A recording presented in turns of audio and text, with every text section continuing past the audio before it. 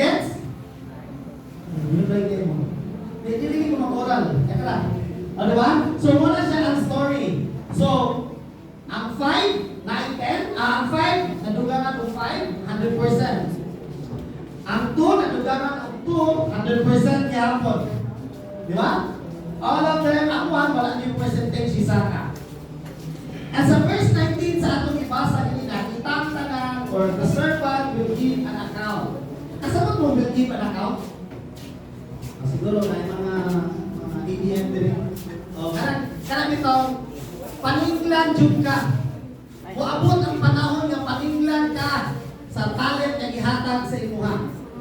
And after giving an account, sa verse 21, 22, 23, same ang pagdahin sa master sa 5 o 2. And we all know that